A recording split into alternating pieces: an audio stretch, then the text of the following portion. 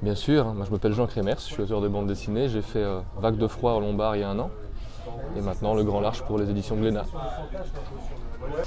Donc c'est l'histoire de Léonie, une petite fille qui a un handicap au bras droit, qui est un peu forcée de prendre le large par ses parents, un jour de pluie, avec un objectif, trouver la terre ferme. Et on se rend compte vite que c'est le cas pour tous les enfants du village, et que c'est un peu la course, quoi. Donc c'est une quête initiatique, une métaphore du grand saut vers l'âge adulte. Je pense que c'est le plaisir d'une histoire universelle qui parle un peu à tout le monde, c'est beaucoup plus simple, simplement. Et le fait que tout le monde puisse s'identifier à ça, tout le monde vit ce genre d'histoire. Je pense que qu'on ait 14, 15, 20 ans ou 30 ans, ça peut arriver à n'importe quel moment. Et je crois que c'est ça qui me plaît, c'est la possibilité d'étendre ou de raccourcir l'histoire, aussi la structure, d'un point A à un point B. Je sais pas, c'est beaucoup plus simple et j'aime bien ce qui est efficace, comme ça. Je sais pas trop, je pense qu'on se cherche tous un petit peu, moi beaucoup. La bande dessinée, c'était un peu mon moyen de m'émanciper de ma grande famille de 5 enfants. Il n'y a que moi qui touche un peu à ça, enfin, peut-être mon grand-père évidemment qui était artiste, mais je pense que j'avais envie de parler de ça, du fait qu'on a chacun son propre voyage, son truc, c'est un peu bateau, désolé pour l'expression, mais je crois que c'est simplement ça. J'ai pas voulu aller plus loin, j'ai voulu une histoire simple par rapport à Vague de froid qui était initiatique, mais plutôt de retrouvailles avec d'autres thèmes abordés qui éclipsaient un peu le côté initiatique de la chose. Ici c'est vraiment pur et dur, la volonté de faire quelque chose de simple, tout simplement. Alors c'est vrai que pour le Grand Large particulièrement, c'était le but, le paradoxe, de montrer chaque fois la ligne d'horizon, de montrer que tout est clair mais qu'on ne sait pas forcément où on va, ça prouve rien sur la route qu'on mène. Et puis j'aime dessiner la nature simplement, le fait de pouvoir faire la Norvège, la montagne c'était une chose, et de pouvoir faire l'eau c'en est une autre. Et ça allait bien avec l'expression, prendre de large, le thème que je voulais aborder, ça s'est fait un peu naturellement, ce côté-là.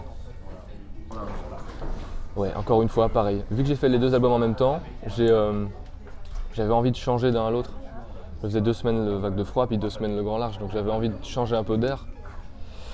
Et de tester une autre façon de faire, simplement. Ici, Vague de froid, j'avais fait un truc à l'aquarelle, alors numérique, mais un truc qui casse un peu le numérique. Et là, j'ai voulu plutôt l'assumer sur le Grand Large, un truc un peu plus saturé, des aplats de couleurs.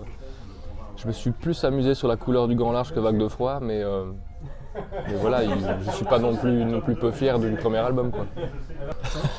Non, toujours trois. Je crois que c'est bien un trio.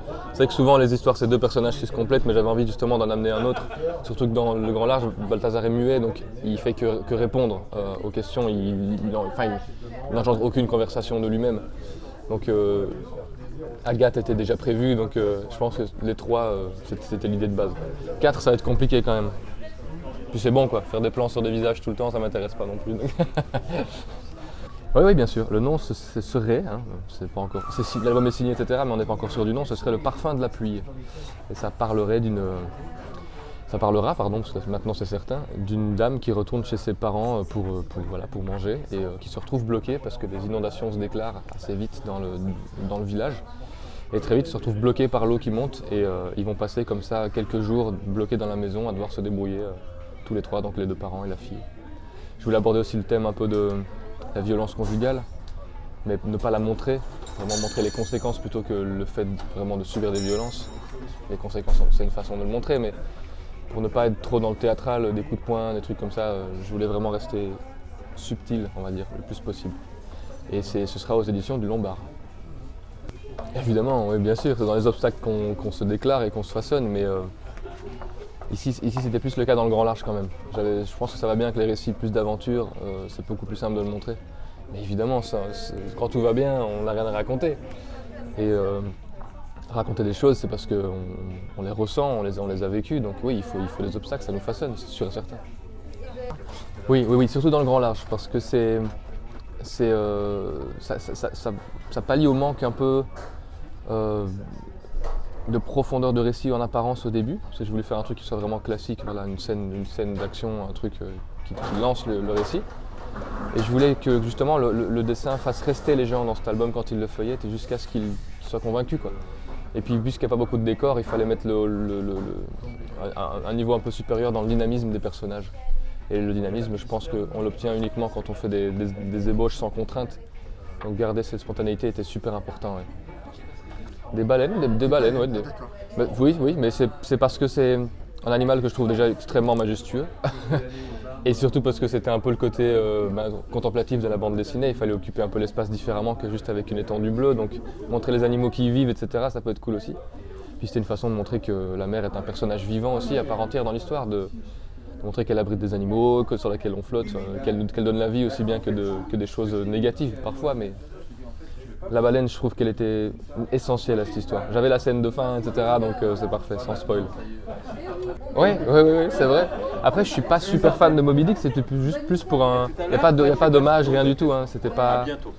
Mais j'avais envie d'un truc peut-être plus onirique, un truc qui soit un peu plus à la limite du Deus Ex Machina dans une histoire, quoi. Un truc qui sorte un peu de nulle part, mais qui en même temps soit plausible. Bah, c'est vrai que les baleines se nourrissent près des côtes, qu'elles chassent et qu'elles c'est la terre des oiseaux, et que donc il y a du poisson. Et j'avais envie de me renseigner à ce niveau-là, mais de pouvoir en faire quelque chose d'extrêmement inattendu, quoi. Oh, c'est bizarre ça, parce que pour l'instant j'adore ce que fait Cyril Pomès, mais je pense que je vais quand même aller sur Merwan. Merwan, j'aime beaucoup ce qu'il fait. Le personnage a l'air spécial, mais je sais pas, ça m'intéresserait de savoir un peu son fonctionnement. En plus il touche à tout pour l'instant, il a fait un peu de sculpture et tout récemment, il a fait des trucs, il peint extrêmement bien, couleur directe. J'aimerais savoir un peu comment il construit ses planches, ouais. Ce serait super agréable. Surtout que c'est un précurseur pour beaucoup de personnes. Hein. Bastien Vives, c'était quand même vachement inspiré, je pense, de Merwan. Ils se connaissaient déjà à l'époque, etc. Donc, ouais, je pense que j'irai sur Merwan. Ben voilà.